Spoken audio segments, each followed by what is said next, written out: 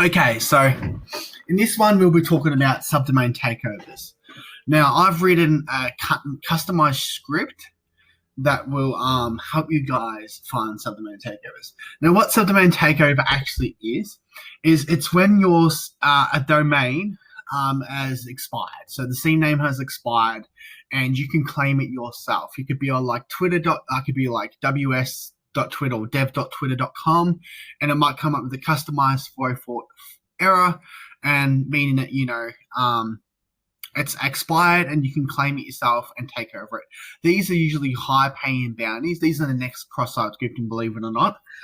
But for instance, if you want to find what the codes are for the takeovers, there's a website called I'll just look it up. Can I take it over XYZ? This is a really good website. So if you've got like a 404 error and you want to find out, okay, say this is like the specified bucket does not exist. If you get an error like that, it's obviously coming from ORS S3, meaning that it's vulnerable. And you can go to ORS S3 and you can actually sign up an account and claim that domain, and then it will be yours. And these are very bad bugs because you can actually generate phishing sites. You can generate phishing campaigns from that actual domain. You can set up cross-site scripting vulnerabilities, do any attack you want. Awesome. Now, there's ways to automate this. So there's tools like Subjack is a really common tool. I love Subjack. And that uses the Go language. So the Go language it uses. So if you look at our previous videos when we installed Go, all you need to do is simply use bug bounty hunting tools made by Nahamsec. Install that, and it will set up Go for you. So just install this, and it will install Go for you. And then you just basically type in this to install Subjack. We can use Subover, but Subjack is what I'm going to be using for this demonstration. Now, also there's this couple websites called H1 Domains. Excuse me. And this H1 Domains has all the HackerOne domains that are in scope. Now, for us to take over a subdomain, we need to have a larger list of subdomains. So this one will be heaps. This will be all the HackerOne, and we do a subdomain scan with Subfinder. Also, there is bounty target data, bounty targets data. So this helps you. Has all the bug crowd and HackerOne data. In a main file as domains.txt. Now, if we put this all in one file, we can use what I've got here. So I've got this folder called Subdomain Monitor. This is a really good program. I love it. I've tweeted about it on ZoidSec. So you've got the configuration file, which contains your email address, your password for your email account, and the logs folder. And this is where all the subdomains will send emails to you. If you find a subdomain takeover, it will send you an email. So you can just be like, on your phone, you could be like doing work, we could be going out shopping, and you go, bing, bing, oh, I've got a subdomain takeover. Freak yeah. So I'll just claim that. But if it says cannot claim, it means someone else has already found it. Thing is, once you claim it, you basically got it. There's really less dupes there's actually less dupes in subdomain takeovers, because once you claim it, it's your bug. And then you got the domains folder, file that has all the domains, the host, blah, blah. But the magic happens in Monitor. Monitor is a Python script. You'll have access to all this, by the way. So it's got threading, which will help us put the function in the background. And what the function in the background does is it just checks to see if there's a subdomain takeover, and then it will send you an email. And send mail was the nice function that will let me set up an email template, and then sign in Gmail, and then arguments. So I'm not going to go through all that. That's a different lesson. But the main magic also happens in run.sh. It's a shell script. It uses a function called recon, takes in a couple of arguments, the tool, the domains, and it'll just find all the domains using Subfinder, Asset Finder, and then using Subject to take over it. It also runs my Monitor tool in the background, so I can check to see if I've got any and send me email alerts. And it just concatenates them. And then what you do, all you need to do is just in your nano start.sh, you just need to run the script here. And then what you do to do that, you go start sh, and then I'll just do a single domain. There's one that I've actually found one on, but it's already been claimed. So do a single domain. We'll save everything in the current directory, and we'll just this is just for sake, because usually you have to wait now like 12 hours or whatever, how long you would wait for it to run. But I've just fixed that up. So what I've done is I've, in the start sh function file, I'm going to put, you know, at the very end here,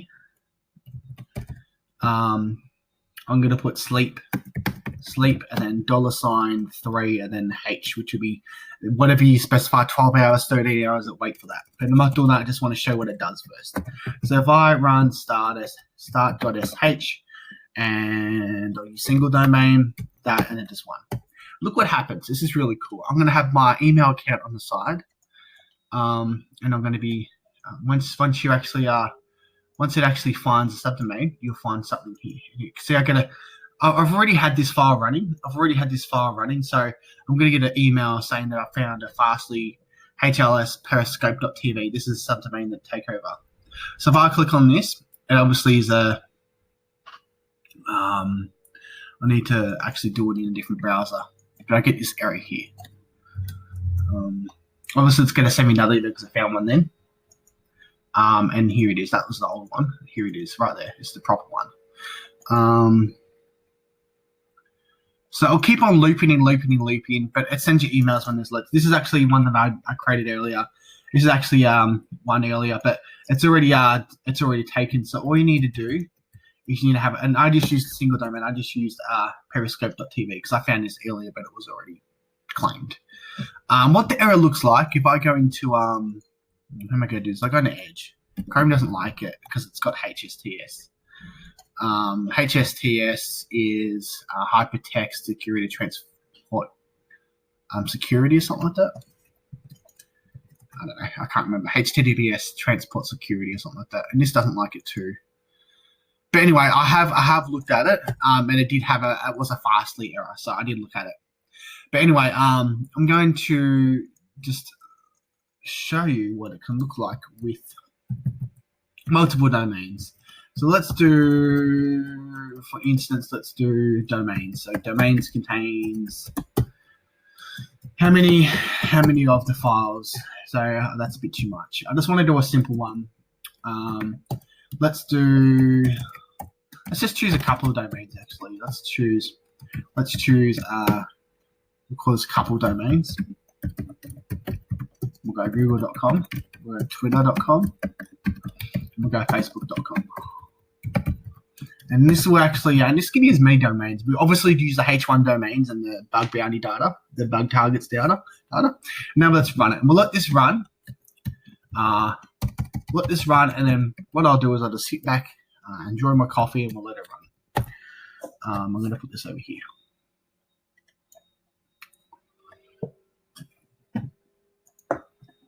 Okay, and let's see if it finds any. It probably might, yeah, it prints out that one again. So I'll just quickly delete that. Just wait.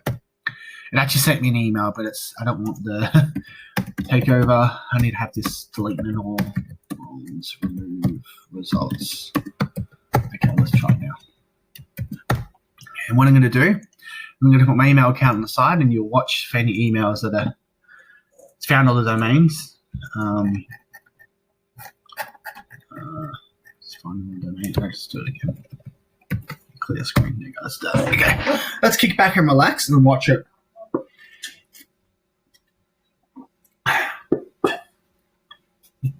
Got this coffee from Bean Squeeze. It's beautiful.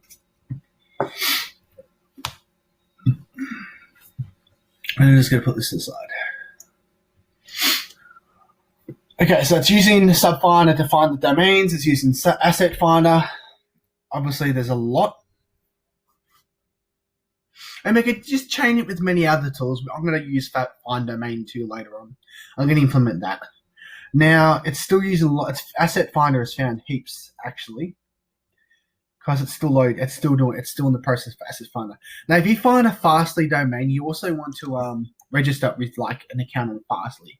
Obviously, I found a couple, the ones that I found, these ones here, but they've already been taken. So it means that some other one has reported it. And you just create an account, and then you just go to domains. But another thing is, if you want to find out, if you want to actually, or now it's finding takeovers, sorting domains to find takeovers, nice. But for instance, this one here, this is a PayPal one that someone's already claimed. If you want to check it manually. So another thing you want to do is you want to do a quick host, and on that domain, say check it manually. Whoops, why isn't it working? And if that domain points to another common, like for instance, this points to, when it loads,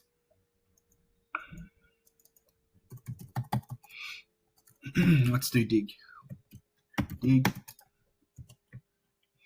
Now this points to, what's going on here? Solid internet, is it? Let's just get out of this. But this is what you get. You get the point anyway. Let's do a host on it.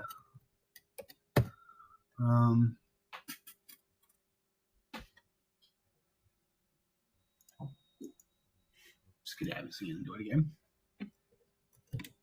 Host. Say check manually. So if you do a host lookup, see it points to Fastly. That means, see, PPO, this domain here, points to PayPal.map Fastly. This means that we can actually claim this, and it will be a vulnerability. We'll actually get this to be a vulnerability. Points to Fastly. That's when you just use the Fastly domain to register. That's pretty much it. I'll have all the tools attached below. And then, yeah, I'll attach the tools below, and then you can use them and practice with them. And, you know, I hope you find your first subdomain takeover. A lot of people finding these, they're very high-paying bugs, and there's a lot you can do. So anyway, cheers. Hope you enjoyed this lesson.